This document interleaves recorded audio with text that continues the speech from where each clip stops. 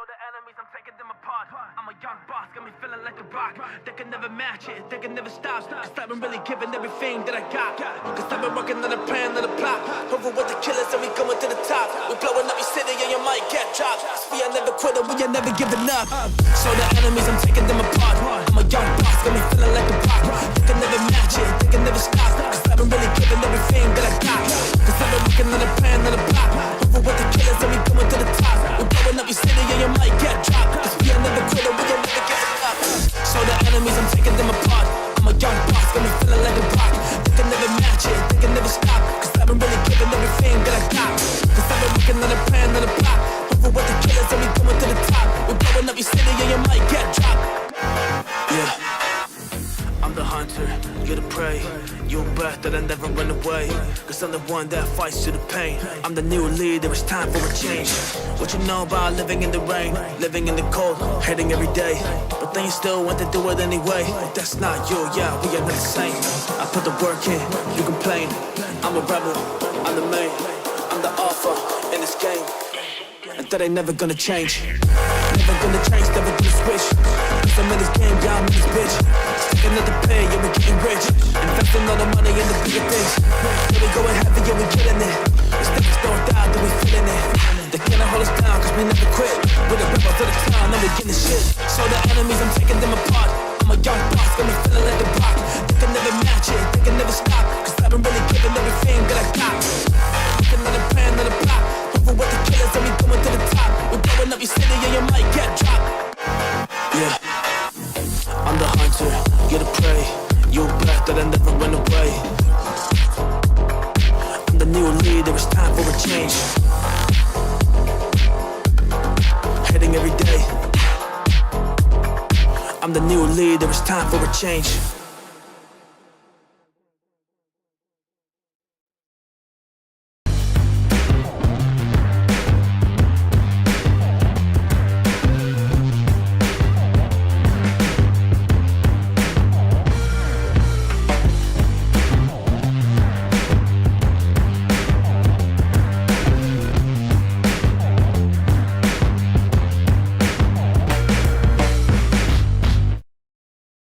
Welcome to WYCD Wicked, that stands for What You Can Do. How are you doing, folks? One hopes that I am not speaking to myself in an empty room. Let's find out. Hey, all right. Here's the deal. I'm attempting to stream through both OBS and Restream, which would mean that I can take calls at the end of the show. That would be lovely. But if it doesn't work out, so goes life. It's Friday Peace Talks. That means there's a link pinned in the comments to a Google spreadsheet.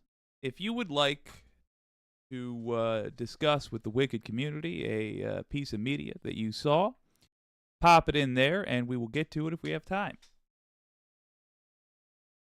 And it looks interesting. And regardless, how are y'all doing tonight? Let's have a look at who's here. Rex Trek, good to see you. Pinkerbell, hello. The Anti-Corporatist, good to see you, my friend. Looney Tunes 9000 says, hello, everyone. I'm currently modding Left of the Box, which is covering a very triggering subject, mental health and suicide, and then I'll mod Letterhack at the top of the hour. Good on you, man. You are busy bee. I appreciate it. And thank you for popping in and adding to the algorithm. I certainly appreciate it. Oh, Lordy Lou. Hey, Letterhack, good to see you too. And if I didn't say it, Rextrack, hello. It's good to see you. I wanted to talk about, at the top, before we get into the media, my representative, Rashida Tlaib. I like her. I'm not afraid to bust her chops. I think none of us should be, but I like her. And what I would encourage you guys to do is, oh, hell, I'll look her up. Take the information I'm about to put in chat and tell her at a girl. Tell her good job. She's been one of the few voices of sanity. Here it is. One of the few voices of sanity in the U.S. Congress. Believe it or not, there are Americans who believe genocide is bad, and she is one of them. So, my dogs are goth. It's asking me to download an app. Shouldn't be doing that. But you might be, you are likely watching on a phone or a tablet, and it's going to ask you to download the Google Docs app, I would assume. Apologies if that's the case. If you are viewing on a phone or tablet, and you don't want to download the app, that's fine. Here's what I'd recommend you do. Send your suggestion to what you can do at wycdnetwork.com, and then let me know in the chat. Tag me and say hello, and then my dogs are goth. Yeah, phone.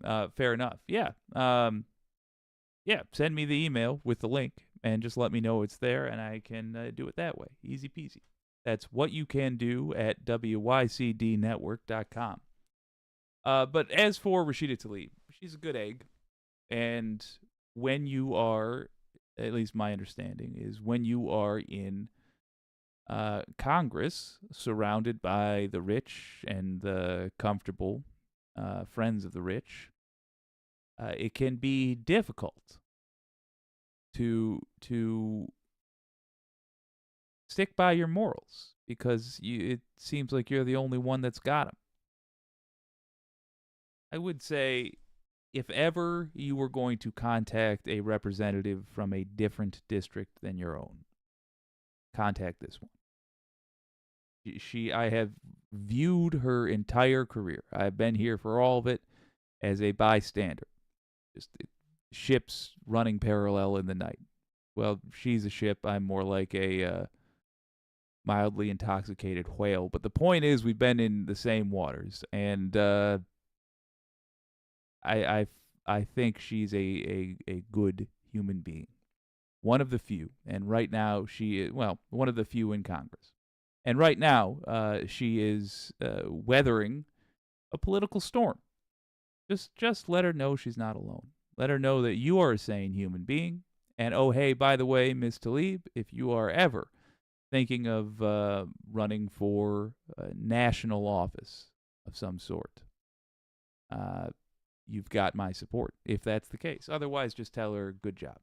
Good job on saying, we shouldn't. I know, it's a crazy idea, but we shouldn't participate in the genocide of an entire people. We should knock that off. We got a bad habit of genociding whole groups of people. Well, folks, if there is any good news to be had, it's that we are aware of this, and we are outraged, and we are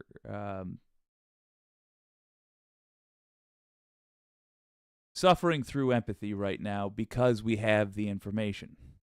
I remember not so long ago, we just didn't have it. Not so long ago, it was very easy for the whole country to pretend like the Republicans were anything but a criminal organization, and our slaughtering of unrelated civilians after a terrorist attack was somehow just. It was very easy to believe that. In fact, it seemed more probable than not. Just 20 years ago, 2003. Just 20 years ago. It was very easy to believe all of that. Thank you, Internet, for existing. And thank you, Zoomers and whatever comes after you. I assume actual infants. I'm old. But it doesn't matter if you're older than me. I'm still older than you inside on account of all the smoking and drinking I've done. The point is, thank you, young ones, for having sense.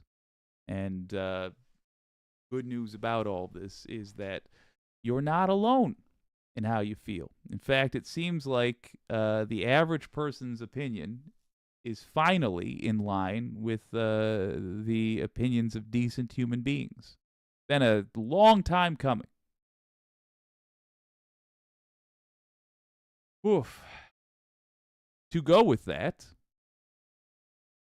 the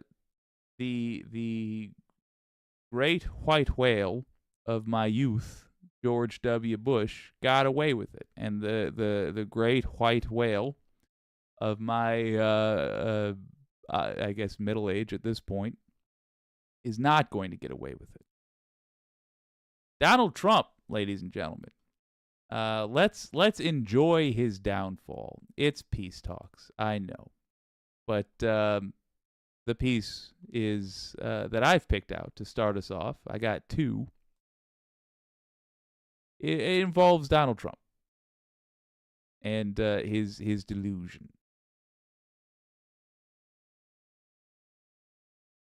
Friday Peace Talks. We are looking at a clip from CNN.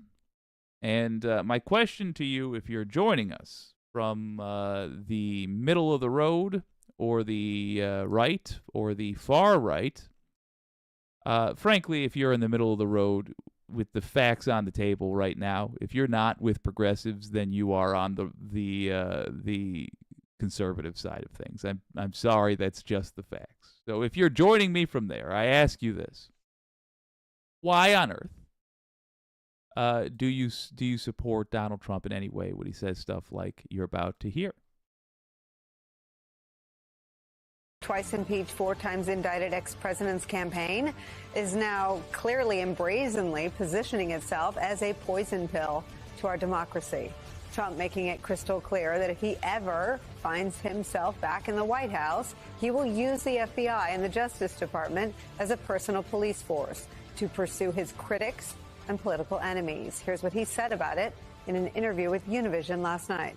It could certainly happen in reverse. It could certainly happen in reverse. What they've done is they've released the genie out of the box. You understand that. They've done something that nobody thought would happen. If I happen to be president and I see somebody who's doing well and beating me very badly, I say, go down and indict them. Mostly what that would be, they would be out of business. They'd be out. They'd be out of the election. All right, let's talk about this jackass for a second. So it's genie out of the bottle.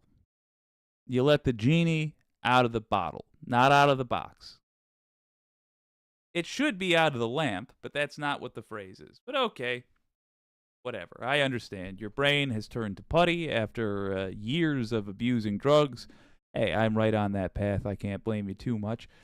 But the follow-up thing that he said, well, if Democrats are going to do it, let me just be crystal clear.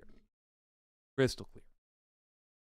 I hear so much nonsense from Republican scum saying, well, if blank are going to blank. Always starts with this premise, well, if this thing that I'm saying is true, is the case, but it's not. It never is. It never is. Is that you? Is that you? Did you say, well, if Democrats are going to abuse the stop, then it becomes incumbent upon you to prove that they are? But they're very clearly. It's and frankly, I no longer believe that anybody that uses that line of reasoning believes it. And I don't think we, I assume it's only sane people watching tonight. I assume that that's the case. It's important for us as the sane people to not let them get away with that. If somebody says, well, cut them off, interrupt them. Do not just start going la la la la la if they keep trying to power through. Then go back and repeat what they said. You said if, fill it in, say, that is not true. You should know it's not true. And if you don't know that it's not true, you and I right now are going to sit down and go over the facts until you are operating in reality. Treat it like an intervention. Treat it as seriously as it deserves. Like you just said, if the sky is purple, then I can drink the blood of kittens. Okay, we're going to start right here. The sky is not purple. I'm looking at it. It's blue on this, I don't know when you're talking to them, Wednesday afternoon. It is blue. I'm going to grab your eyeballs, peel back the lids, and turn your head to face the sky until you admit that the sky is blue. That is the only way to deal with these punks. Trump is the king punk. He's the one that really made a mockery of something that's been just true this whole time. It's the fact that Republicans, and for once I actually mean the politicians and the voters here, Republicans do not require a very thick veneer. They don't require a lot of believability with the lies they tell to do the things they want to do. They really only want an excuse. That's all politics is to them. Excuses to do the things that they want to do. It has nothing to do with reality, and we cannot allow them to go on pretending like that is the case. But just to be crystal clear about what we heard this guy say, he has announced that he intends to run this place, this country, as an authoritarian, I don't know, I guess dictatorship.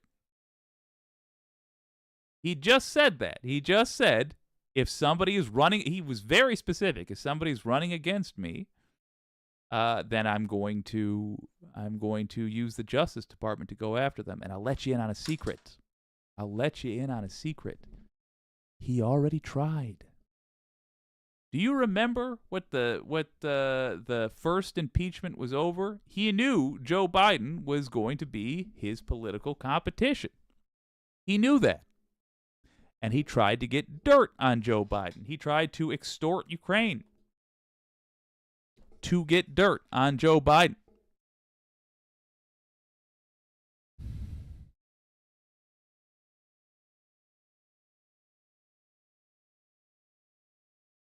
Anytime a Trump voter reveals themselves to you, I think you should go out of your way to make it clear that you have less respect for them because they are a Trump voter. Because they deserve less respect for being a Trump voter. And if you want to become a master at least shaming them as they deserve to be, pick one of the literally hundreds of things this punk has done that should disqualify him from anybody's options. I'm not talking legally. I'm talking in terms of personal judgment. Pick one of the things and understand it thoroughly. Just one. Is it the Ukraine extorsion? Is it the coup attempt? Is it the Trump University scam? Is it the raping of E. Jean Carroll? Pick one of the things he has done and demand that the Trump voter you're talking to explain why they don't believe that happened. And don't leave there until either they choose to leave, they run away from you, or they admit that this thing happened and they are willing to vote for a rapist or a traitor or fill in the blank. But we're past the point of having civil conversations about this. We should still have conversations, but they should be uncivil. Anybody who even plays at, even jokes about voting for this maniac deserves to have an uncomfortable experience. They deserve to have a foul conversation with you. They deserve your ire. They deserve your contempt. If they're considering it now, if they're even thinking about, well, maybe now, they deserve your contempt. Give it to them with both barrels. Let me be really clear, walk that back. I use that expression a lot. I am talking about conversations. Literally conversations. Please. We are peaceful folks, for God's sake. But having clarified that, don't just let it go. Don't just say, "Oh, yo, that's your truth." That nonsense phrase. "Oh, but your truth is that you think it's fine if we just undo democracy and we all have to crawl on our hands and knees in front of Trump and beg him to allow us to live in the homes we already live in and be Americans." No. They're saying they're okay with a traitor to the country, a known rapist, a guy who's already been found guilty of fraud, twice in You get it. Just don't let it go. All out loud now. So out loud that in a statement, a spokesperson for the Trump campaign sought to walk it back and clarify Trump's remarks, saying the ex-president was simply highlighting the dangerous example that President Joe Biden is setting, which only makes sense if you believe Trump's conspiracy theory. Yeah, conspiracy theories, thank you. Can you believe it took us this long to get to the media being open about what filth Trump is? I got most of my ranting out of the way. I just want to say that is their playbook. Remember that the entire time, every time Trump goes too far, he says, "I'm just joking. I didn't. I was teasing. I was teasing was all." But we know he's not, and we know that the people who support him are not meant to hear that second part, or if they do hear that second part, they're not meant to pay attention to it because they know, too, that he meant the first thing that he said.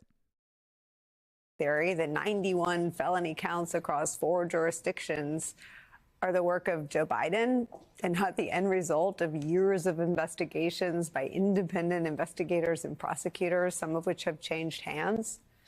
Trump's comments are really a reflection of his own deep paranoia and desire to act like an autocrat and his thirst for revenge against people who in his mind have wronged him. Washington Post reports this, quote, "In private, the former president has told advisors and friends in recent months that he wants the Justice Department to investigate former Trump officials and allies who have become critical of his time in office." That is according to people who have talked to him and spoke anonymously to describe private conversations. As we have reported on this show, the ex-president has a coterie of allies who are drawing up concrete plans that would systematically remove any and all existing guardrails to our country's institutions. On that, the Post reports the plans would, quote, "dispense with 50 years of policy and practice intended to shield criminal prosecutions from political considerations." Critics have called such ideas dangerous and unconstitutional. The disgraced ex-president openly running on dismantling the rule of law in America is where we begin today with some of our favorite reporters and friends. National investigative reporter for the Washington Post, Kara Lenig, is here with us, plus former top Justice Department official, MSNBC legal analyst Andrew Weissman's back, and former FBI counterintelligence agent Pete Strzok is here. So I remember where I was, Andrew Weissman, when the Mueller team was looking at Trump's desire to fire Mueller. And I remember it was such a scandal, and it was such a question, and it was such a frenzy because it was this public-facing evidence that he sought to apply pressure on an investigation that may threaten him. Now, his 2024 campaign message is that. I mean, it went from being this thing that he's so normalized with his own base that they barely even registered. A lot of other people shrug and say, well, this is what he's always wanted to do. But at the end of the day, it represents the most brazenly anti-democratic corruption that anyone's ever run for in our country's history. This is one where it's hard to talk about this without people thinking that you're engaging in hyperbole, because you're not. I remember that too, Nicole. I remember being on Special Counsel Mueller's team, and I remember an interview that was done with Senators Murkowski and Collins, where they said to the journalist, it doesn't work that way. You don't get to choose your prosecutor. And just think how far we've come from that, where there aren't people in Congress who are willing to really stand up on the Republican side or independents. And first of all, fantastic glasses. Second of all,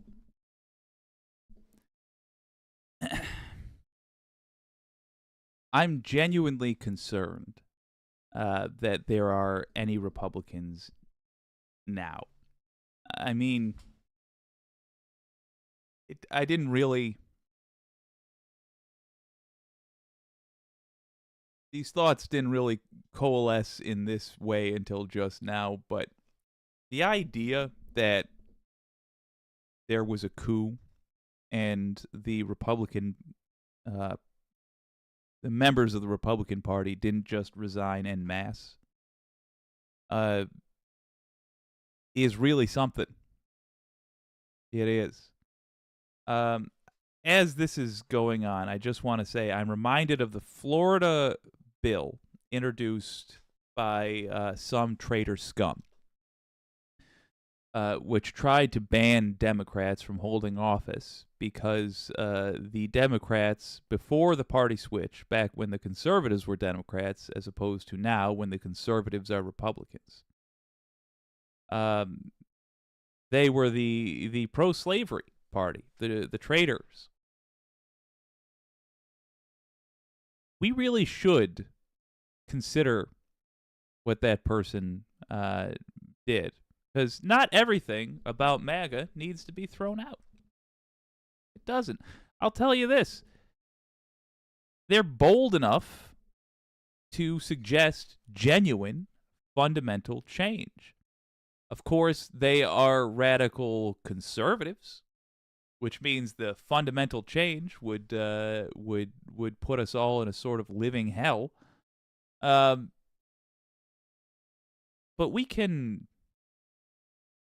play with that concept a little bit. I do think if there were members of a known traitor organization in our Congress, in your state Congress, or representing you at the federal level, they should be booted out.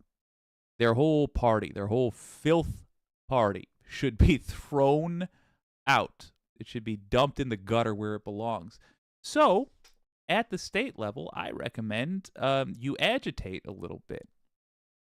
Fire some shots across the bow and say, yeah, we're going to introduce a bill now to ban traitors. If anybody is found to have participated or attended the coup, then under the 14th Amendment, obviously, we're going to pull them out of office.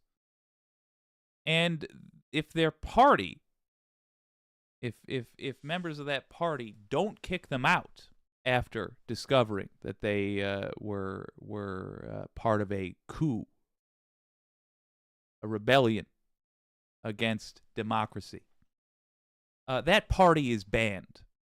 Cannot appear on the state. Cannot appear on the ballots in the state. Cannot have any funding within our state. Cannot, it's so on and so forth. Cannot operate in any way, shape, or form in the state because they are traitors. That's the correct attitude to have. And if you get a full House, Senate, and governor's seat filled with Democrats, that's feasible for you. If you're in a purple state, you can make it happen. That's a carrot that I would recommend putting out there. Get the most radical left representatives you can, because we require radical change. Now's the time, baby.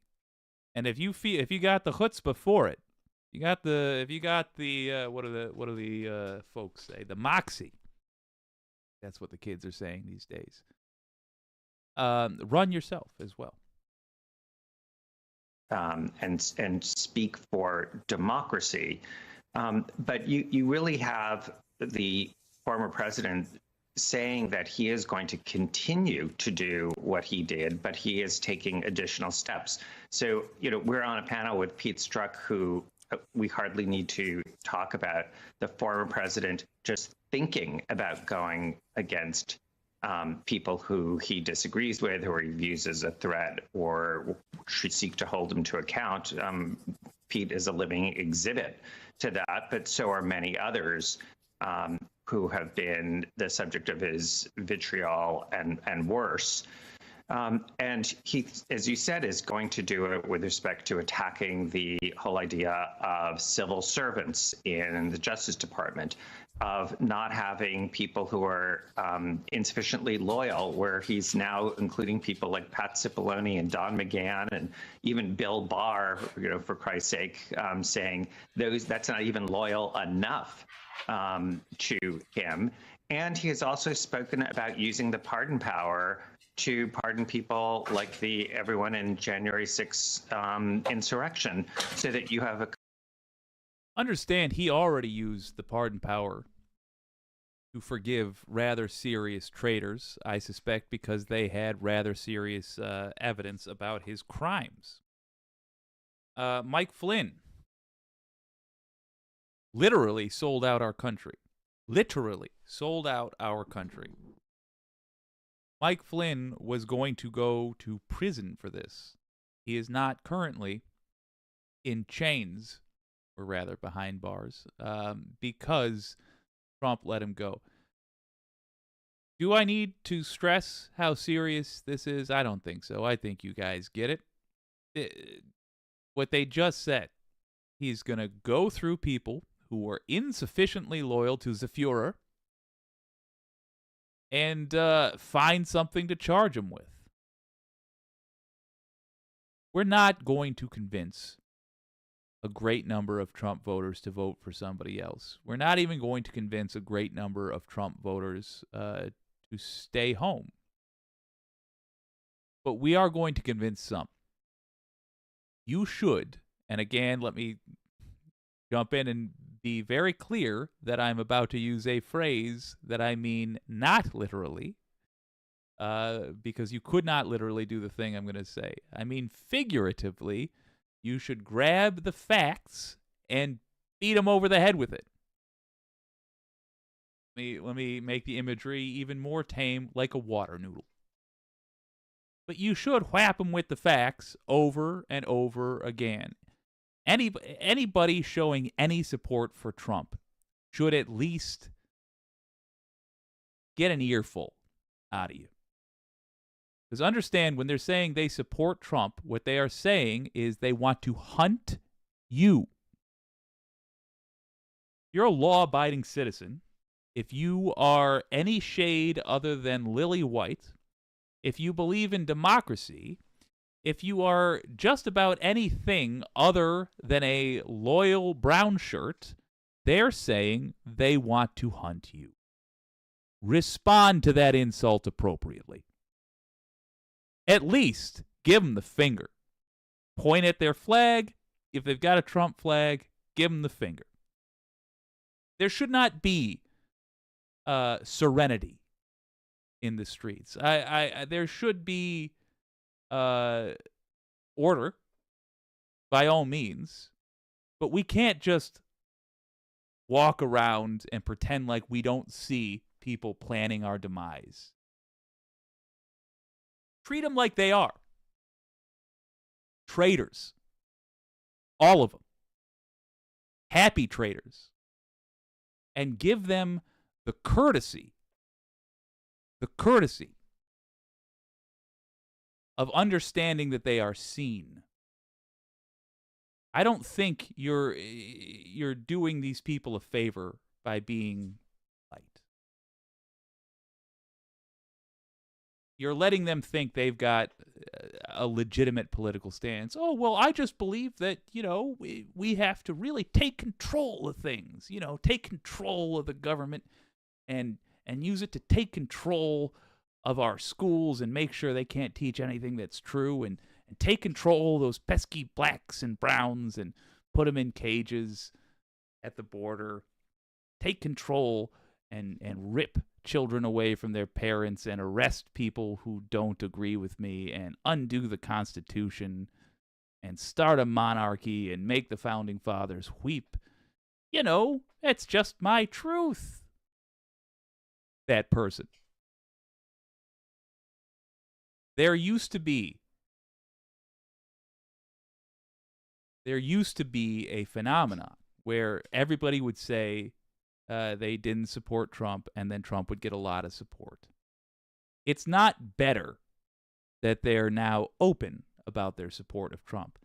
They should be ashamed to support that guy. It should be something people have to hide if they want to show their face in public. Because it's no different than saying you support David Duke. Complete undermining of the rule of law with that combination of powers that are in the hands of the executive when they are not wielded responsibly. I don't like to point this out, but for the purpose of this conversation, I'm going to. What he's done to you, Pete, and you know, he had. To be continued. One problem with CNN is it's very hard for them to hold my attention. Groove Dragon pardoned like 70 people on his last day in office. Yeah, I personally would like to just do away with the pardon altogether. I don't think that's a power presidents should have. That seems like a silly thing to allow a president to do. Maybe if we do it like Georgia does their pardon system, where the president can recommend people, and then a group will oversee it and consider it. But I don't like the president at all having pardon power.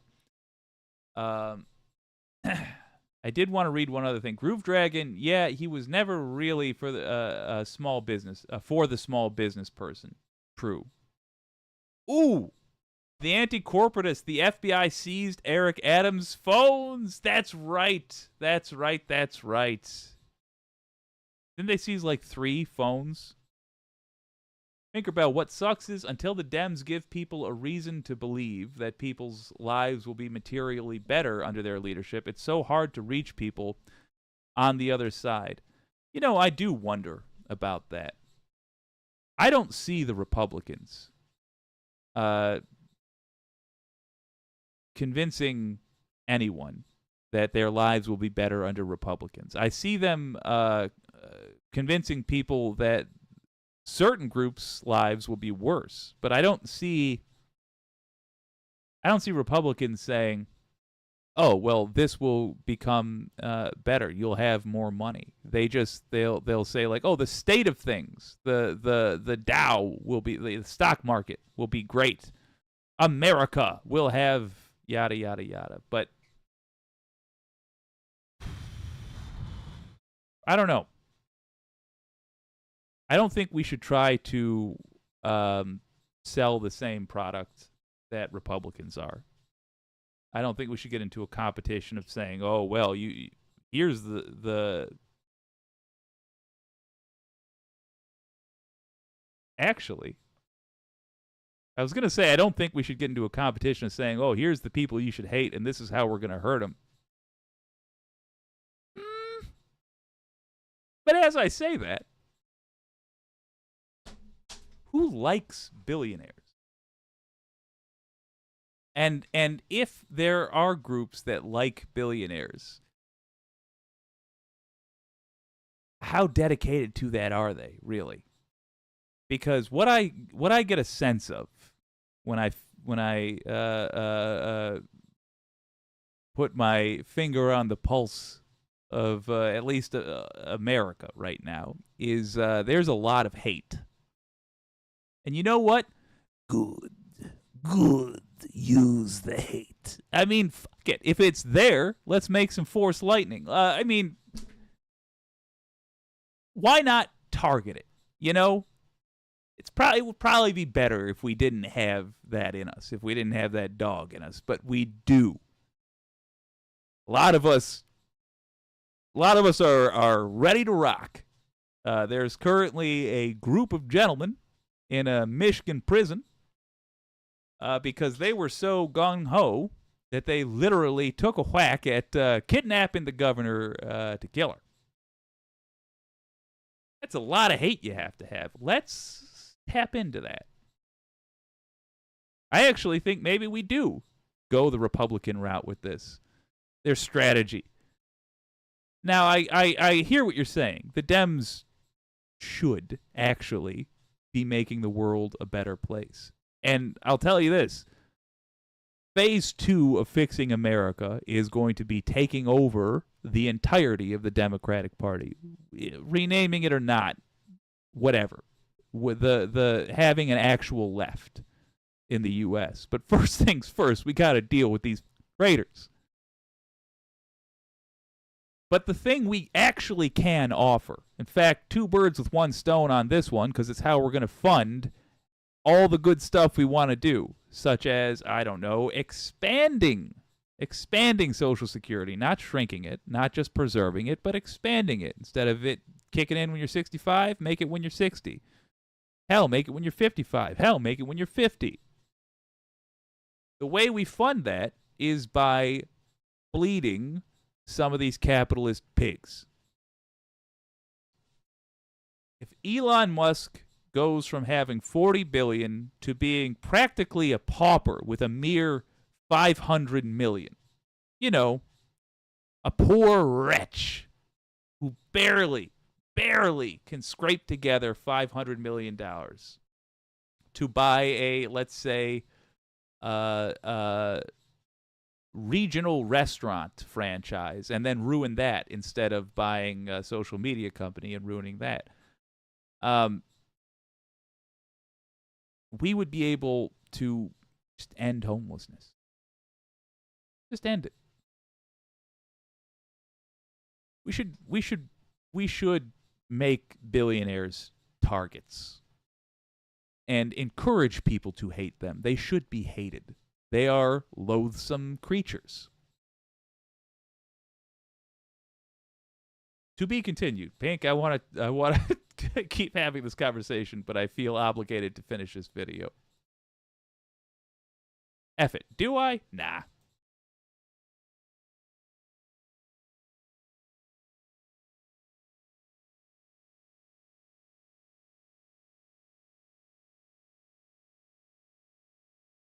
Now let's keep talking about that. How do we get people, Pink, and anybody who wants to chime in? How do we get people to despise the rich? Like, how do we get regular folks to look at Elon Musk and do that same face, same loathing face, that lip curl? How do we get that reaction out of regular folks when they see Elon Musk? Because right now, the most gullible simps do this face. Elon Musk? Oh boy, maybe he'll step on my nuts and call me a dirty word. I don't know. Whatever degradation kink they have.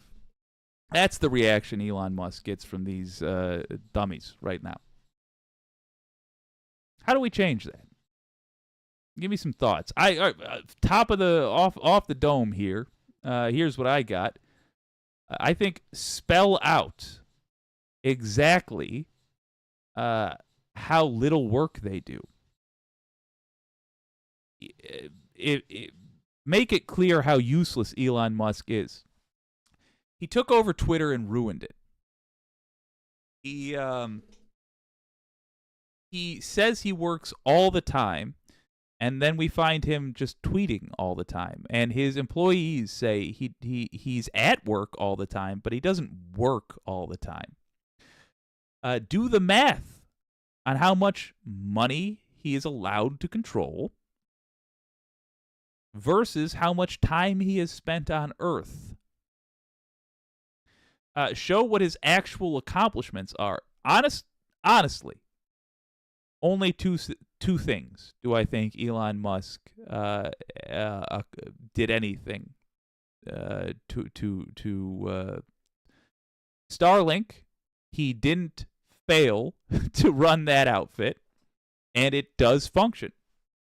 I can't say that it wouldn't have functioned better or just as well with anybody else in charge, but okay, he was in charge of that and didn't ruin it. What's the other thing?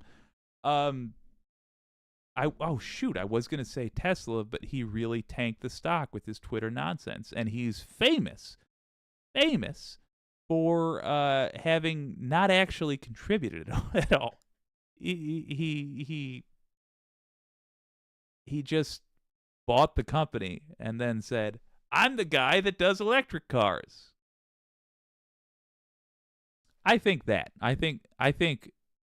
going to somebody who works, which will be most people that you know, and saying, "Hey, when you work to make your money, how exhausted are you? How many hours do you have to put in every week? Survive. All right, to thrive. Let's say you have $1 million. How many hours a week you work to get that money? Are you that much dumber than Elon Musk? Are you that much dumber? If you think you are, find the nearest college professor. Find out how much they make and ask if that person is that much dumber than Elon Musk.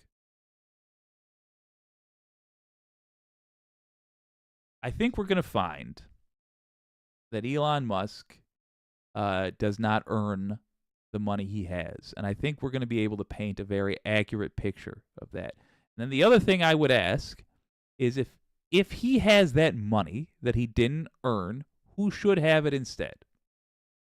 If you were to divide that up by his employees, divide just the excess of the excess.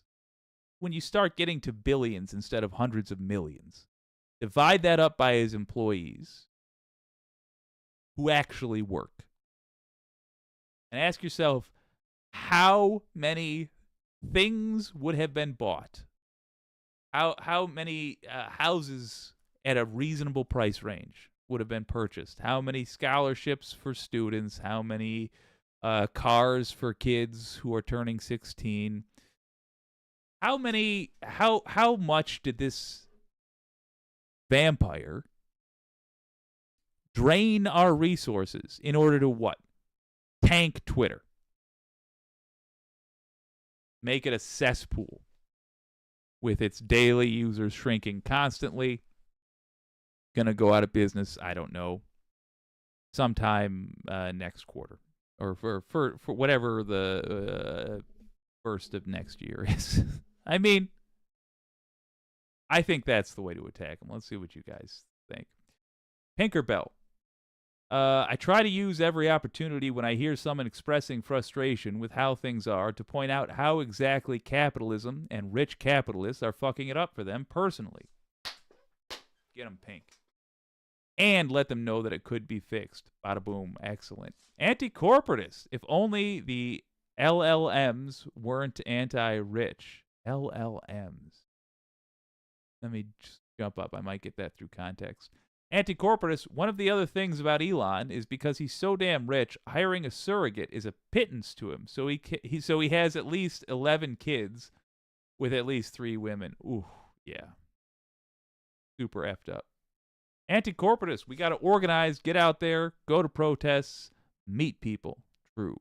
Wireless Mike, they're doing it on their own. It only takes time. Yeah, but I think we can help it along. Groove Dragon, tax the rich, feed the poor until there are no poor no more. Yes, indeed. Anti-corporatist, the corporate Dems are making it hard to deal with the traders as they're so effing unpopular. Yeah. Yeah. Pinkerbell, people are looking for an alternative to the status quo. Dems are status quo managers. I'm stealing that line. Excellent. Status quo managers. Yes, they are. If they got a wild idea one day and actually passed student debt cancellation, the election would be over tomorrow. True. True.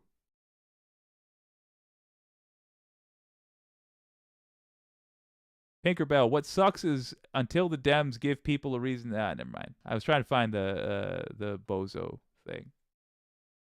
Oh, the anti-corporate. It's an inside joke. I see. But yes, harp on the rich. Let's just make them a target. Just like here's an easy way to infiltrate regular conversation. Think up lawyer jokes, but for billionaires. You know how unfunny people have like 1,000 lawyer jokes because it's just an easy, inoffensive group to target. I count myself among that group of unfunny people, for the record.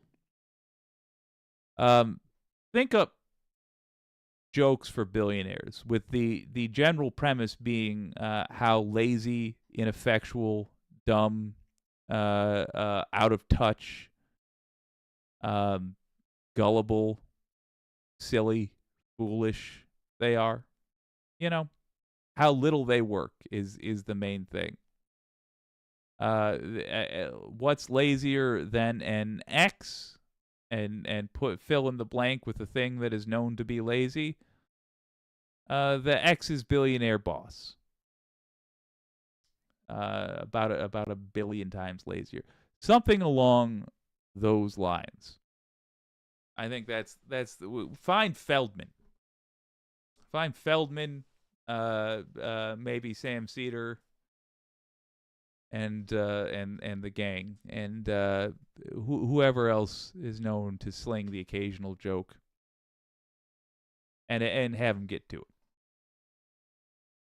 I had another clip. Let me refresh this.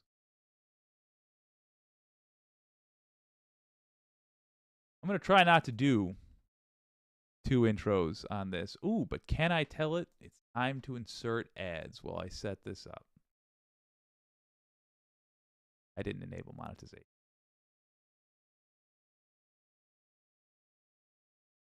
Now that's interesting. All right. Let me set up this next clip. Because I really want to gloat. America's waking up. We were asleep for my entire life.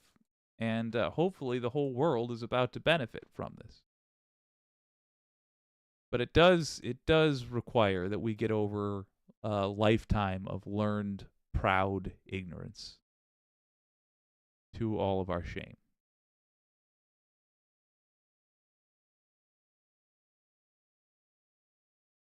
Boy.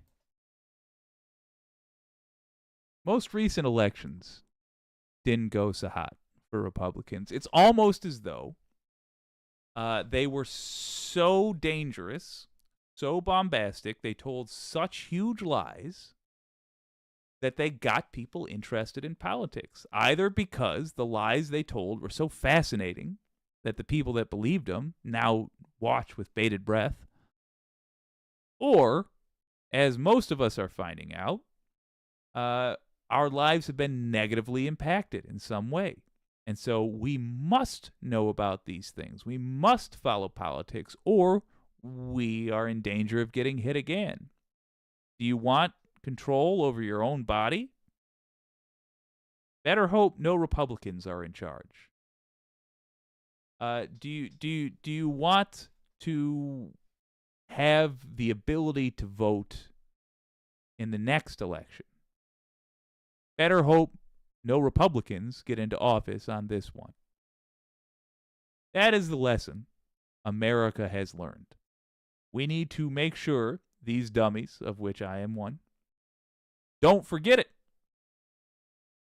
But we have learned it. Case in point, this right, John. Republican Party still reeling from that revolt against its policies from Ohio to Virginia this week. Voters celebrated another election that punched back against Republican policies and really the wider MAGA brand. A rebuke that came on the eve of one of the party's last chances to try to publicly rally around any alternative to Donald Trump, who's dragged this party through several losing elections now. You probably saw or heard about some of that debate, which did not seem to clarify a ton except perhaps how much Vivek has managed to alienate everyone from Nikki Haley to Eminem, a sentence we didn't know we'd ever commit to here on the news. But I'm going to be clear and as respectful. All right, Mel, we're looking sharp as a Ginsu as always. But let me just say one thing on the Vivek rapping. I'm fine with a presidential candidate trying to use a musical act to get people interested. Truly, go for it. The caveat is, and Bill Clinton understood this, which is why he chose to play the saxophone instead of the xylophone. You have to be good at it. You understand, Mr. On the Trail? You have to be good at it. Respectful as possible. Whatever one thinks of that very loud, kind of holier than thou MAGA wannabe, it was Vivek who took the mic and actually told Republican candidates and voters something they have not wanted to hear this week. That they are in the middle of an ongoing, rolling, epic losing streak Bada that is boom. not stopping. We have lost 2018, 2020, 2022, no red wave that never came. We got trounced last night in 2023. That is just a mathematical fact, whatever you think of the messenger. And it cannot be spun by pundits or just mathematical fact, whatever you think. One more time. In 2023. That is just a mathematical fact, whatever you think of the messenger. And it cannot be spun. That is a mathematical fact. Ouch. Ouch, Ari Melber. Ooh. Ooh, that's gotta hurt. Good, hurt him. By pundits or just trolled out of existence in the echo chamber of Elon Musk's anti-free speech version of Twitter. It can't be buried under the type of fake news that really animates so much right-wing discourse from the internet to actual insurrections. So, here's what we know. Step one, Republicans have been losing ever since Donald Trump took those escalator steps down into Trump Tower to announce his campaign, to come on the scene. That's the politics. But step two, I can tell you tonight, Republicans have been losing every single test on abortion policy since Trump's judges broke their public vows and gutted Roe v. Wade. Abortion access is undefeated in states red and blue every time. Can't put that genie back in the bottle. Thankfully, the Republicans aren't even putting this to the test. They're making it crystal clear that they still intend to run on that. Funny enough, MAGA Republicans are making a centrist Democrat mistake.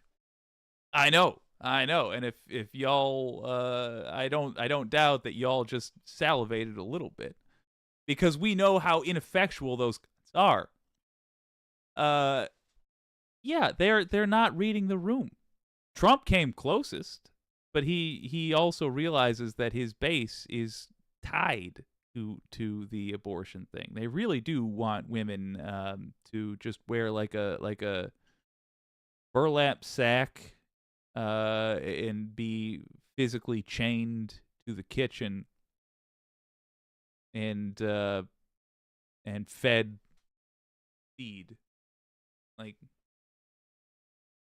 feed grain. That's how they want women to live in the base. He knows this, Trump does. But he at least tried to pull back from the abortion thing at first. Now he's not even bothering. But MAGA Republicans they're trying to double down, triple down, and they have finally found something that their voters say they want but will not show up for. They're misreading the political landscape, and they are looking exactly like old-fashioned Democrats who used to say things along the lines of, "Oh, well, listen, we think that you should have the ability to get an abortion in the first 10 weeks, in the first 20 weeks, We want to say that you can have an abortion all the way up until 21 weeks. They used to go light. They used to be terrified. They used to be afraid to say, yes, tax the rich. Because they had no sense of who they were talking to. They were totally out of touch. Funny thing about MAGA folks is that they have a little bit of power now. And that little bit of power has separated them from the folks on the streets. And they are screwed as a result. This abortion issue will bring people to the polls, will bring people to the voting booth. And the people who it turns away from the voting booth will not credit abortion with that. What they will say instead is, well, if it's all going to be rigged anyway. If. They're going to be swallowed up by their own culture. That's why fascism tends to be short-lived. It just can't sustain itself. It's nonsense piled on nonsense, and this seems to be the number one issue. They are providing for us the kind of thing that we used to have to work very hard to provide. An issue on the ballot that the election was about, that would bring people to vote for candidates that we thought would help weed, funny enough, is the most reliable way to get just regular folks out to vote. Regular folks want weed to be legal because it's silly that it's illegal. And then they tend, because they are normal and not psychopaths, they tend to look at the ballot and be like, I heard the Republicans saying that trans people aren't people, and that seems like something I shouldn't vote for. So I will vote for the other folks. And just like that, we save a country. But Republicans are now, through their own multi-decade campaign, providing that for us. They're saying, if you want control of your own body, you better vote for the other person. You better make sure you show up and vote for the other person. If you want control of your own body, and you have been a Republican voter for your whole life, then this election is a great one to stay home from. Because we are the party that wants to take away personal bodily autonomy, personal control of your own body. We're the group that wants to literally, in a place that dares call itself the land of the free, take away your ability to control, yes, literally yourself. They want to control you. It has been tested here, including this week in conservative Ohio. It's a trend that goes through ballot measures and surging turnout across over 50 votes and now over 24 states, according to a Washington Post count. Overall, what we're seeing is a seismic shift on how the Republican Party even discusses abortion, as Politico explained this week. And they are now clearly rushing to moderate or muddy their message. Since Tuesday, Republican officials and candidates are now publicly starting to at least partially say out loud what they've been denying for a very long time, that their position is a political loser and it's dragging down many of their losing candidates. I'm sick of Republicans losing in Florida. Republicans can't keep stumbling and bumbling on abortion. We've become a party of losers Humbling at the end and of the mumbling. day. We continue the losing streak in the pro-life movement. We have lost Yes. 2018, 2020, 2022, no red wave that never came. We got trounced last night. But until we own this issue as a party, we will lose again and again and again. And again and again and again sounds like a long time. Every voice you just heard there are not only Republicans, but pretty conservative ones, not sort of compromising moderate Republicans. Traitors, in other words. The trend lines here also go well beyond the backlash on choice. As we take it all in here, I've got some great guests standing by, but I wanted to start our broadcast here on this Friday night by really going a little deeper with you because. Hey, gang, I want to talk about those two for a second. Oh, my word, what have I done? I want to talk about the folks on stage over there. A lot of times, your old pal Jake really stresses that Biden should be part of the plan to be president next. You know, in 2024. I do want to clarify, I have no great love of this fucking guy. As a matter of fact, I won't be heartbroken if his ticker gives out about a year into it. I don't think he's the great hope of blah, blah, blah, blah, blah. But it simply cannot be denied that domestically, he has signed the bills we put in front of him. Now, boy, have we got to address this guy's foreign policy. I thought it was fine with how he was handling Ukraine. I didn't think it was great, but I thought it was fine. And then we had the month we had. Having said that, however,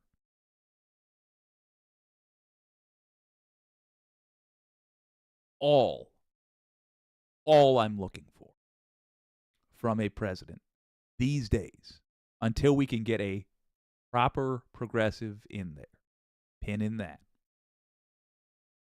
is a signature.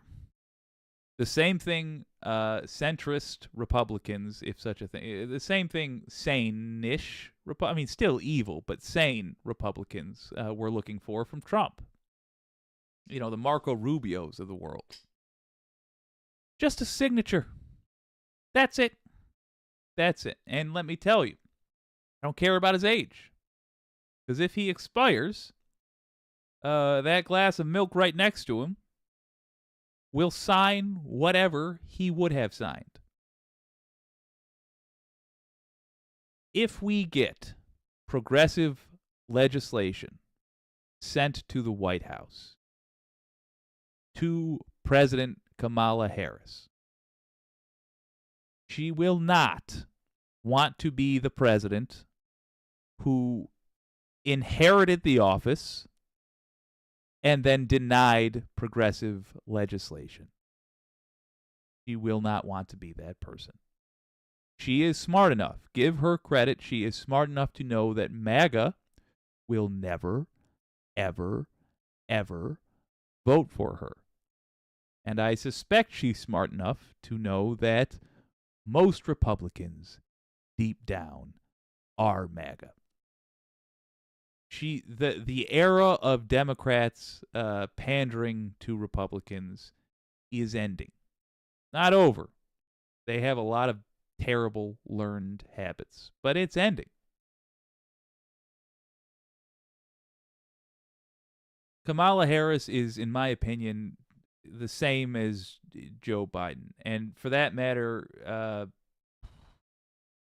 90% of the Democrats in office right now are no different. They will require our constant pestering not to do evil, but they will respond, one hopes, to our constant pestering. At the very least, they will sign the progressive legislation that gets put in front of them. To that end, I want to stress that at least as far as I sees it, our goal should be to flood both houses with progressives. It accomplishes two things. Short term, it lets us keep our country. I guess three things. Keep our country. But progressives as opposed to Democrats is what we're talking about. So back to two. Short term, it allows us to push great legislation to the White House, which will hopefully and probably be signed. Thing number two, what is the problem that we run into every single election when we're trying to get a progressive into the White House. What happens? Every time. They peter out in like 10 minutes. The best I've ever seen was Bernie Sanders. And his doing so well really made it clear why Jill Stein never did very well. Why we will simply not have a dark horse candidate show up and win the White House out of nowhere. It works for Republicans. It works for centrist Democrats. A billionaire has appeal to them. That kind of person could just show up and take the candidacy and maybe take the White House. That won't work with progressives. There's almost nothing you can be as a progressive, short of Martin Luther King, that will qualify you for a presidential run. One of the few things you can be, however, is an experienced legislator. Obama was thought to be a progressive. Turns out he wasn't, but he was thought to be. And he was first a community organizer and then a very minor politician comparatively to the presidency. And then he was the president. But the point is, he had some experience on his resume.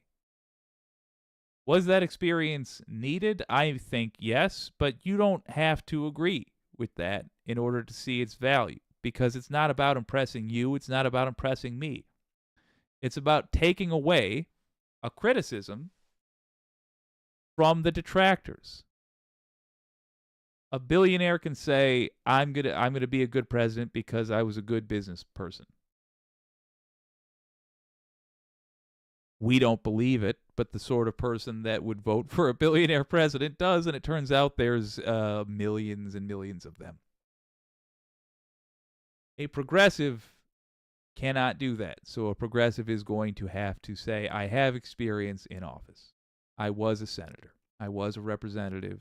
Was a governor. I was at the very least a mayor, but even then, Pete, I don't know. So if Pete Buttigieg would have actually gotten the nomination, you would have heard about the potholes. And all you would have heard about was the potholes in his hometown. Maybe you would have heard about the police brutality scandal, but knowing Republicans, the thing they would care about is the potholes. Pothole Pete is what you would have heard.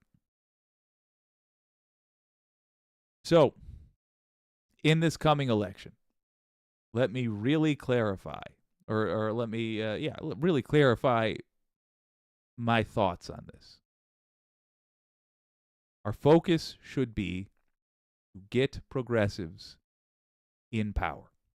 Every place we can. Focus your energies when it comes to the election. Focus your energies on getting progressives in seats of power. And maybe while you're doing that, keep a hairy eye on who might make a good president. My best 3 candidates for president right now all come from my state. Obviously, because I'm most familiar with that, but still, all come from my state. I would say number 1, Gretchen Whitmer.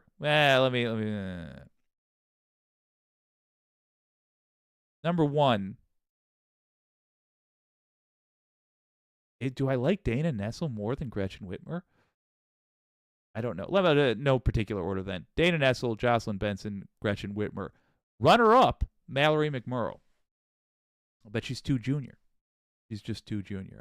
I think she'd get torn apart. But Big Gretch? Big Gretch. Yeah.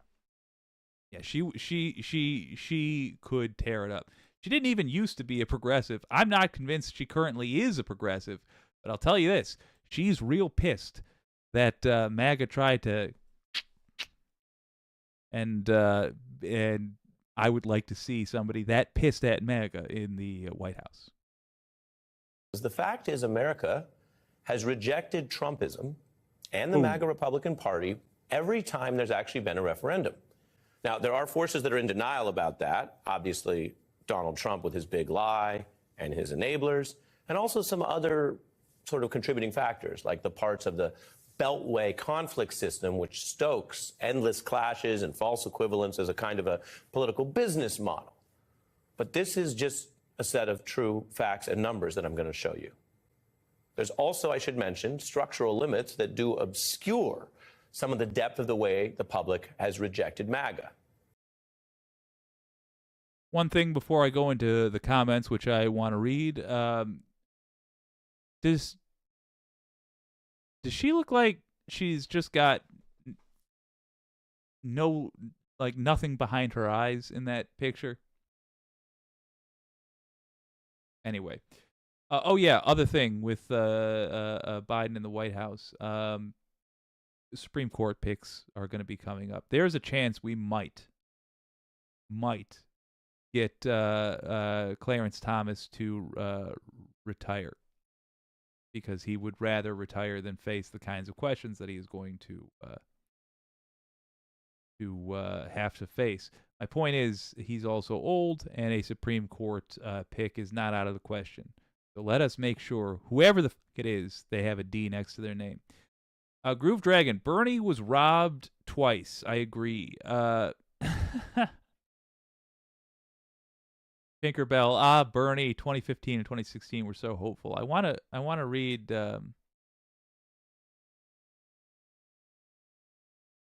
another comment from Pinkerbell that I saw that was interesting. Hey, a lot of good ones, Pink. Good Lord.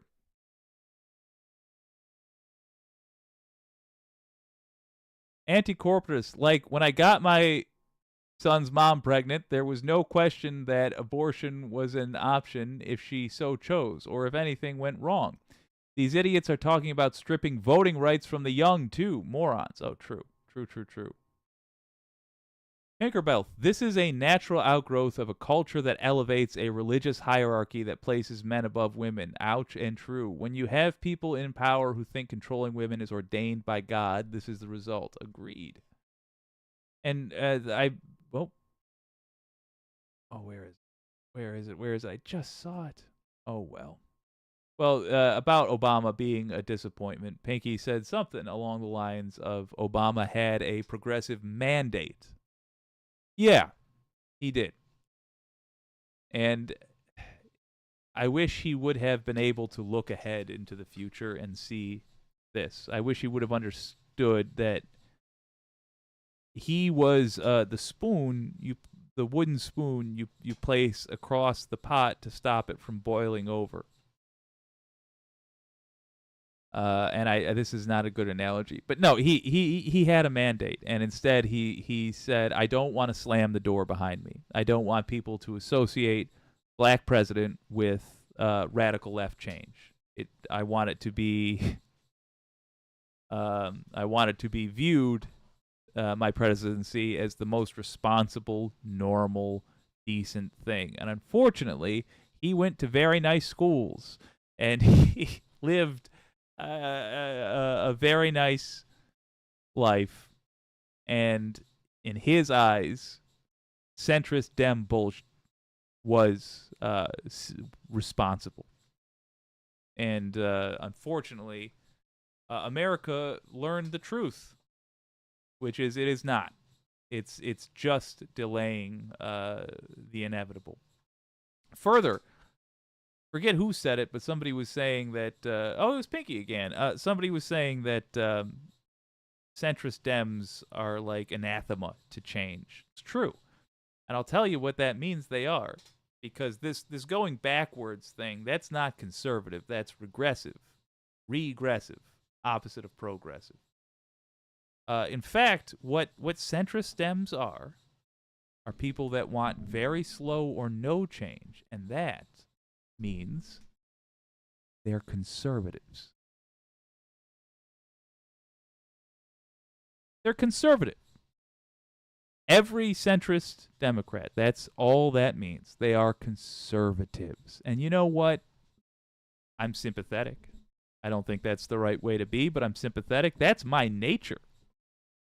I put the brakes on growing this channel because for about 2 solid months because I wasn't comfortable. I was losing my ability to know who the audience was, and that freaked me out. I'm conservative by nature. I can sympathize, yeah. But when you look at the facts, it's very clear that progressive is the way to go. But when I say that there will be a new conservative party, I do mean that currently there really is not a conservative party. And centrist Dems, well, rather, there is a conservative party. It's the Democrats.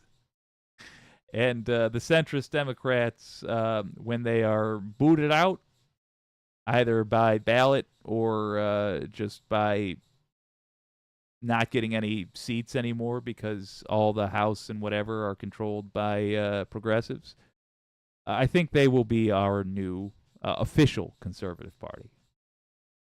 For example. In other words, another party switch, but I don't think anybody is going to want to take the Republican name. The Supreme Court is not a democracy, so we live with those results long term, even if each of the judges you see on your screen were picked by a person who lost the total vote both times he's run, Donald Trump. And the Electoral College is obviously not a democracy. And just for the record, two of those people should not be there. And the reason they should not be there is that Mitch McConnell stole Barack Obama's picks. So either Brett Kavanaugh shouldn't be there, or, and I think I'm getting this name right, Lizzie Borden shouldn't be there.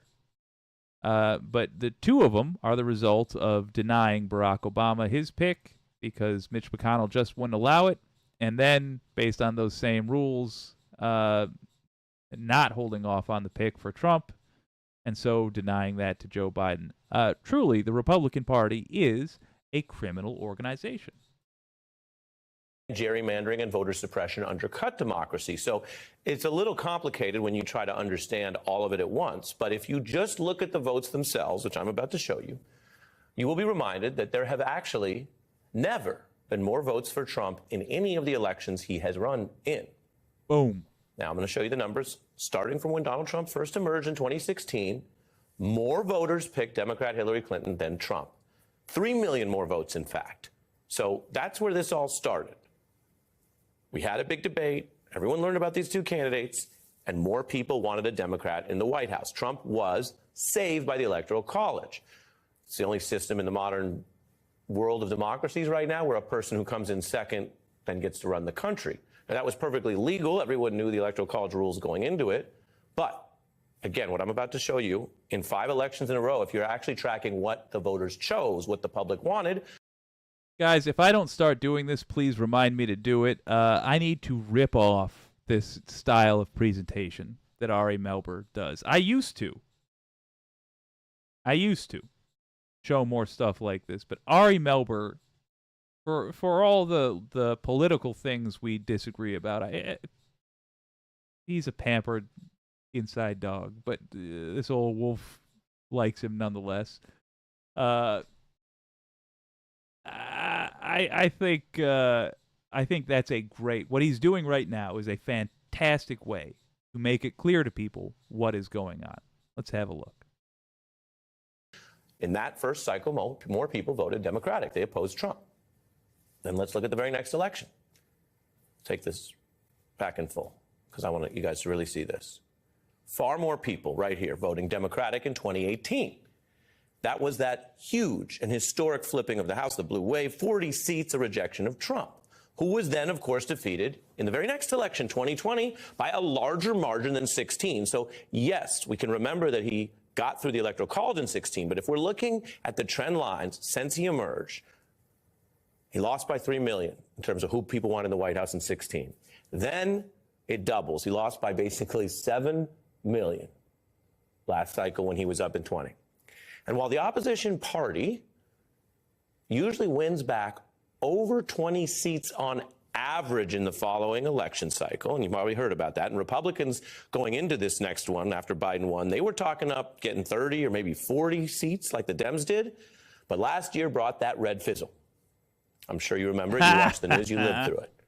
Just 4 House seats for Republicans, which paved the way for their messy speaker fights and the narrow margin because they vastly underperformed while Trump was running around talking about the big lie, doing denialism and everything. I didn't even have a good gag. I was just going to try to add to that. Yes, the red fizzle is good. If somebody has something that makes it water related, it'd be even better. Red squirt. Ugh. Never mind. Everything else he stood for. And that catches us all the way up to this week, which you just lived through from Tuesday. More Democratic wins in these conservative states that have off-year elections. Now, that's not the whole map, but in the places that voted, including red states like Kentucky and Ohio, Democrats win again. These are facts. You are looking at the American public preferences in five elections in a row, and a consistent rejection of what has become a hardening of the MAGA Republican Party as the alternative. Now, I'm not telling you how to vote. I really never do that. And I'm not telling you who's got the better plans. I'm giving you the evidence that has been sometimes obscured, particularly by, as mentioned, parts of our system that are not oriented towards democracy. I'm not telling you that voters will always and consistently reject every possible Republican for president. If you go back far enough, of course, there are conservative and some moderate Republicans who won national coalitions, who won handily. But the current MAGA implosion of the Republican Party, what it offers, what it stands for, is quite different than what was being offered then. And that is the wider context that's not coming out of the blue, and it's not even only about Trump. His extreme approach grew out of a party that was already narrowing its base, its racial demography, and its appeals. Consider, if you go even wider pre-Trump, in the last 8 presidential elections, more Americans voted for the Democrat than the Republican in 7 of the 8. That's across different candidates, different regional breakdowns, different economies, different foreign policies. That is quite a trend line in blue that you see. That's all the years you see on your screen, and only once do you have an actual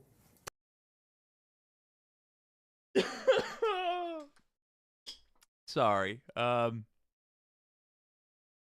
2004, really 2003 technically, I volunteered for the John Kerry campaign. I made phone calls, tried to get people go out and vote for Kerry. Two thoughts on that. Thing number one, if I had a wand, I still would put Kerry in charge instead of Bush on account of the murder that Bush was responsible for. You know, the unknown number of dead brown folks. That thing. Oh, and he got my brother shot at too in that war that he started for no reason. That. However, John Kerry, not a great guy. His running mate, awful human being. John Edwards was his name, and was his name-o. And he cheated on his wife and got another gal pregnant while his wife was, I think, mortally ill. Anyway, I was just laughing because the one I volunteered and got screwed. I didn't, for the record, I didn't bow out of political activity and the other things. I just went independent. I was so traumatized by 2004, even though I was a wee lad at the time. I was so traumatized that I was like, you know what? I want to help. I'm going to try to help. But I'm too weird to fit into whatever machine is supposed to get people to vote for these people. I actually had somebody tell me that they were planning on staying home, but then they were going to go out and vote for Bush because I annoyed them. So I don't think I'll be on the staff, perhaps, of whatever campaign, yada yada. That said, I will still go out and have face-to-face conversations with folks.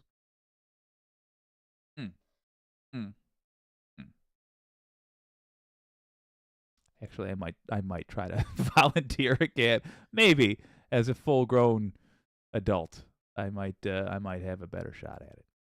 Preference and the total vote for a Republican for the White House in that stretch of time when George W. Bush won re-election as an incumbent after the 9/11 attack amidst two wars. Now, if that seems like a history lesson that you lived through but have to be reminded of, or odd when we hear about Beltway media trying to send, camera crews to some narrow part of Ohio to find a Trump voter, well, that's because there are a lot of trends that sometimes get forgotten. And a lot of people who have a stake in trying to convince everyone those trend lines aren't happening. The dissent, though, is largely obscured by the Electoral College and some political forces that I bet you've heard about. Gerrymandering has made many House Republicans more worried about losing primaries to the hard right in the red seats that they made super red artificially, rather than having to compete for the broader electorate in a red state, let alone a national coalition, which you just saw they have a hard time winning anymore. So even against these repeat losses, fascism has a hard time sustaining itself. That's why, because it's a bad way to run things. Many Republicans in the political class and candidates in those gerrymandered super red districts just keep kind of reliving their failures in a surreal time loop, which we again saw happen this week on Tuesday. It's sort of like Kevin McCarthy meeting Bill Murray in Groundhog Day. Rita, I'm reliving the same day over and over. Groundhog Day. Stop it.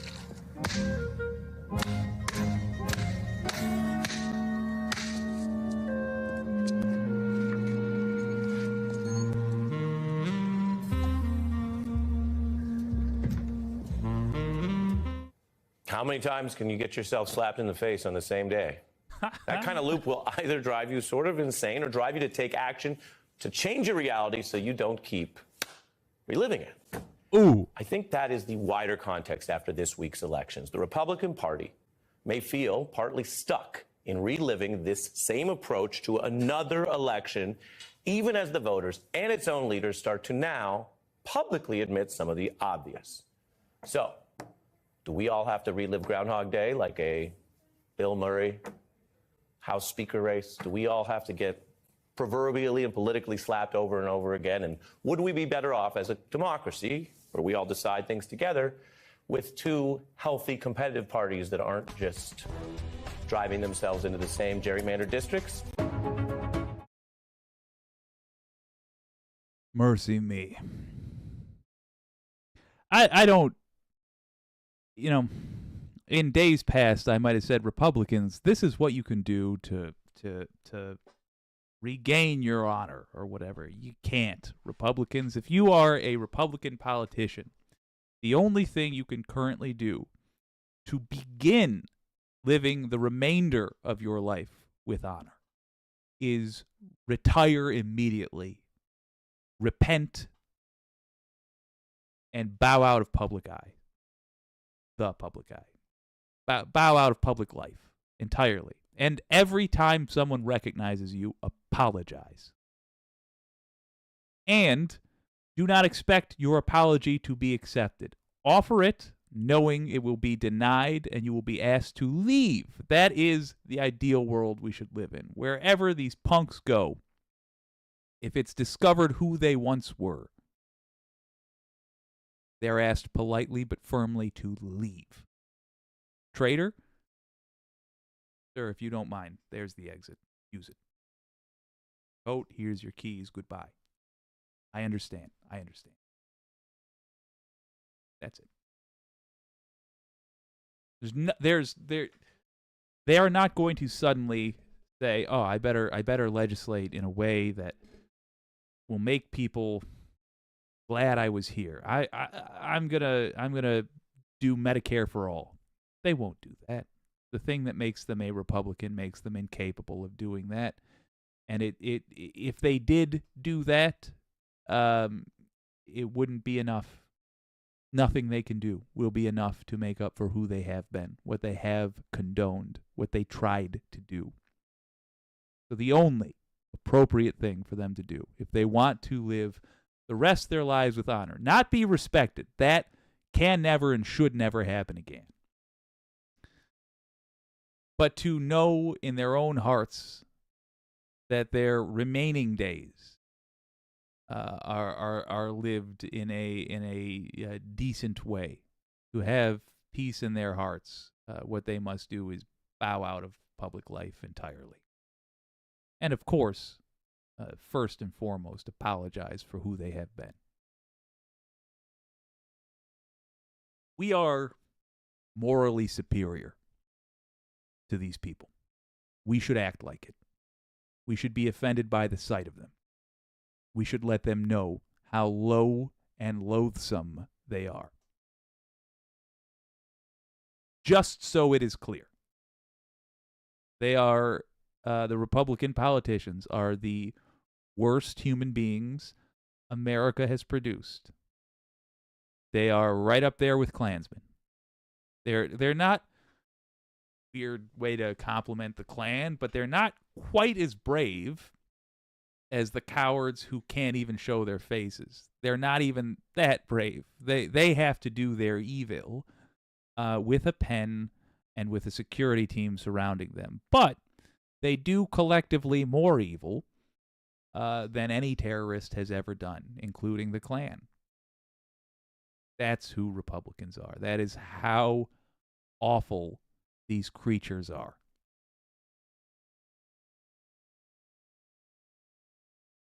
Good. America sees it. Good. Good. The days where we have to talk about them in terms of the threat they represent are going to end if we survive at all.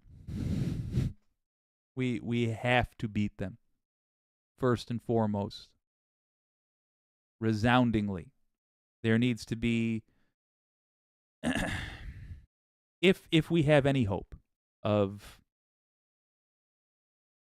fixing the climate, of holding on to democracy at a minimum, fixing the climate, maybe not being caught up in an eternal war in the Middle East for no reason.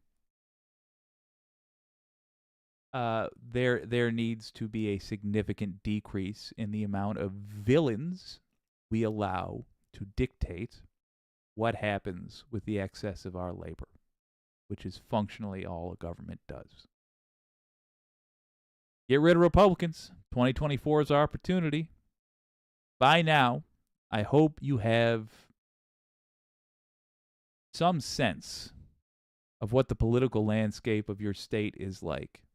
So now, I would recommend you start looking at specifics. Start getting familiar with these specific candidates that are running in your area. Thing number one to make sure you have on lockdown is who is your county commissioner.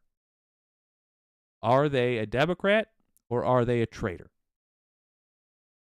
If they're a traitor, issue number one for you is getting rid of that traitor.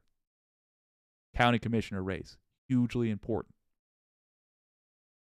If there's not already somebody who is running, contact. I was going to say contact your state's Democratic Party.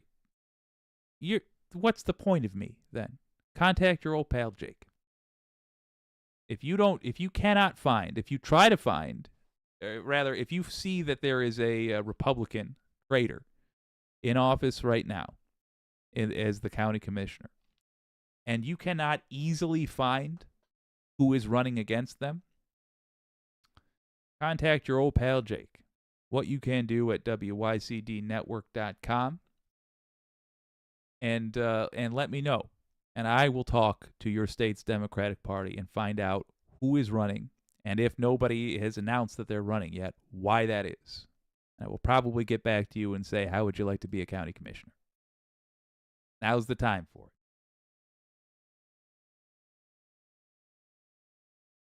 Shockingly, it is actually not a terribly difficult job. It's not easy, but it's a job that anyone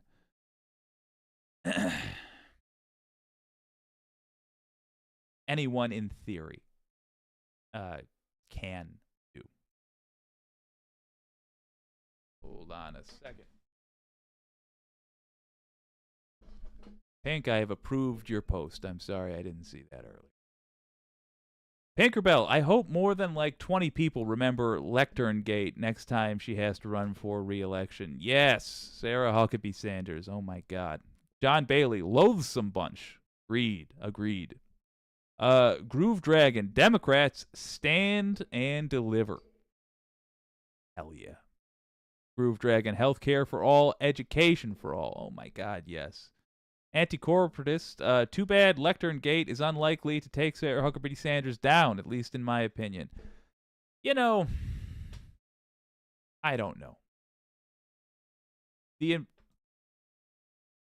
No, I mean, you're right. You're just right. Even if she does get taken down, and specifically by Lectern Gate, it will still be an unlikely takedown. It's just Republican voters are disturbingly comfortable with being ruled by corrupt scum. They're fans of evil. I don't know why. I really don't. When I say they're fans of evil, I don't mean to be hyperbolic. I mean I am using the best words in my vocabulary to describe what appeals to Republican voters. Here's a true story. When I was working at a radio station, it happened to be when COVID-19 broke out, and I was the sole newsman in charge of telling a community that was largely vulnerable to COVID in particular the facts. And I realized that this community, where it was normally like pulling teeth to communicate to them, were actually pretty easy to communicate about COVID with. And then this creeping, it was like a cold sensation in my chest. It came over me, and I realized Republicans, Donald Trump specifically, but Republicans in general, are going to find a way to be on the side of the disease. And within a week, Trump was out there telling people they should put bleach in their veins. Like, within a week of that realization, that is where we were. My point being, truly find any issue at all. Don't look up what the Republicans and the Democrats say. Just it can be the simplest thing in the world. Decide for yourself what the worst position you could take is. Are you there's a school shooting? Are you on the side of the shooter and the gun manufacturers? Republican. There's a pandemic. Are you on the side of the disease killing the world? Republican. There's a war. Are you on the side of ending the war or turning it into a total genocide? If you're in the genocide camp, Republican. Take any issue. PFAS, the forever chemicals. Get ESSO to get very specific, get very weird with it. Are you on the side of the company dumping chemicals into babies' veins? You're a Republican. The world is cooking. And will end. It will be unlivable for humans if we don't get it under control. You would think there can be no side. There can be no side that's in favor of the end for all. Then you haven't met Republicans. Republicans are on that side. How about forget helping anything? Just set aside the idea of doing any good in terms of global warming. Just speaking purely for greed, personal gain. Solar panels, free energy. Free energy. Coming down from the sky every day. Free. Who will be against putting them up? And just making your energy bills cheaper. Who will be against it? Every single time. Republicans. They are on the side of evil. If it is a harmful thing, it is the Republican stance. It is not an exaggeration to say that.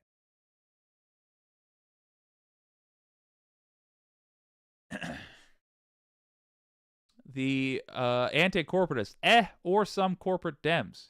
Yes. Yes. It is my great hope that I stave off the diabetes and the liver disease and the heart failure at least long enough that I get to exist in a world where I can advocate on behalf of a political party that I fully believe in, or at least 80% plus believe in, like 80, 85, 90% believe in. Because the Democrats, let me tell you, I'm 55% maybe.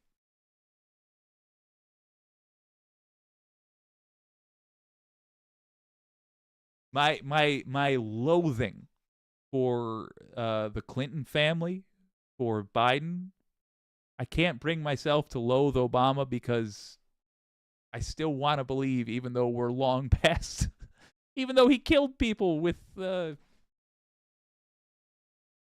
my loathing for Democrats is, it it feels like a lump in my brain that's pressing on whatever lobe makes you furious. That's what my loathing for Democrats feels like. Because you're right. These shouldn't be difficult issues to be on the right side of, and yet we have Joe Manchin allowed in our ranks. Thank God he's leaving. Ooh, Groove Dragon. I was quoting Eve of Destruction. Let me see what that is. The Eastern world, it is exploding. Violence flaring, bullets loading. You don't believe in war, but what's that gun you're toting? And even the Jordan River got bodies floating. Noted. That's a good piece of poetry. I'd like to hear the song. Richard Hinckley, yeah, they actually are evil by any reasonable definition I can think of. Yeah, I'm not trying to be hyperbolic. I mean, I think they are literally evil. They are truly, genuinely evil, in my opinion. They will not only cause you great pain to give themselves... Let me try that again. Richard Hinckley says, yeah, they actually are evil by any reasonable definition I can think of. They will not only cause you great pain to give themselves a small benefit, but they will hurt you just to hurt you. Yes, that's it exactly. Thank you, Rich. Yes. That's who they are. The fact that anybody even considers them, like, do I want to vote for the party that wants to give me a reasonable plan for running a country, or do I want to vote for the people that are cackling, evil, sinister, black-robed Darth whatevers? Like, it's just crazy. The anti-corporatists, some of them are just really off. Maybe some of them are really off, but they're allied with the evil people. Like, I just can't. If you're talking voters, then yeah, I think that's a whole separate category. The voters are victims. Honestly, I get angry with them, but they are victims, and we should not forget that they've been conned. They've had billion-dollar industries conning them. But if you are anybody who is a Republican now, you can't pretend not to know what you're part of. The anti-corporatists, they don't think they're doing evil. They just think that they serve a God who is objectively evil. Yeah, their interpretation of religion is its own thing. By the way, I didn't look at it tonight. I don't feel salty about it, but I might look at it with y'all tomorrow on like a bonus stream. I want to watch Owen Morgan with you. We've played him on the show before, but somebody I was chatting with, I think, Bad Lefty. I haven't played Owen Morgan enough. If someone who has watched my show has not seen that guy, so tomorrow I do want to play some of Telltale, because if you want an understanding. Truly an understanding of, number one, where all this craziness comes from. He's the guy to go to, because he looks at the religious extremists who are conning people who have earnest religious feelings. And it's one of the vilest things the con being pulled on these people is one of the vilest things I've ever seen. And number two, he lived through the worst of this culture. And so his insight into why these people, the voters, act and believe, act the way they do and believe the things they believe is invaluable. It's also, by the way, watching Telltale. That is why I am sure, just sure, and I was before he was, but it was still watching him that made me sure that people like Marjorie Taylor Greene and Lauren Boebert and Matt Gaetz and Madison Cawthorn and all the vile cackling devils that are out there, they don't believe this stuff. They do not. Because that culture consists of con artists and the conned. And the con artists run the churches. And they are the politicians. And they run the wellness centers. And they sell you the crystals. And they convince people that there is no such thing as COVID and get your grandmother killed. That's what the con artists do. And they have to understand, this is important, they have to understand the subject matter well enough to lie about it. So, Cat Black, not Cat, is it Cat Black?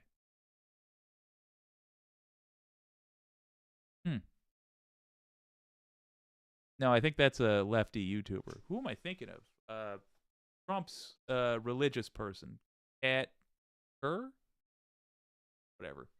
Hank Kunneman, Ken Ham. These people, you can watch them tiptoe around parts of the religion they claim to believe in. They claim has greater authority than their own,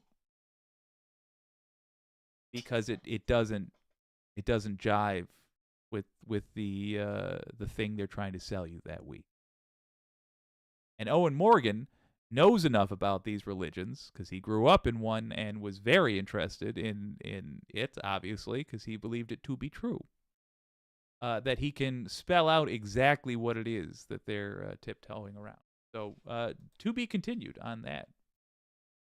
Yes, Pinkerbell, thank you. The blonde lady that chants about angels. What the heck is her name? Groove Dragon. Prager I would not count in that group, but he's the exact same scam. It just he doesn't use a religious angle. Why can't I remember? Well, you know what? To be continued. I think it's Cat Kerr, but to be continued.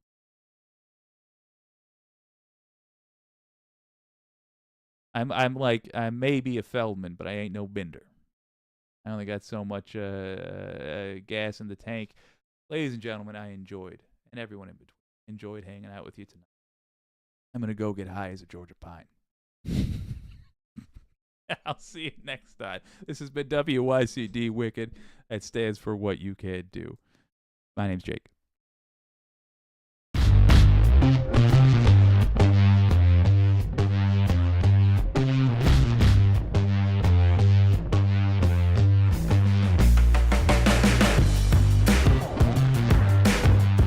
Paula White. Paula White. Thank you, Pinkerbell. I appreciate that. All right. Blah, blah, blah. Next time.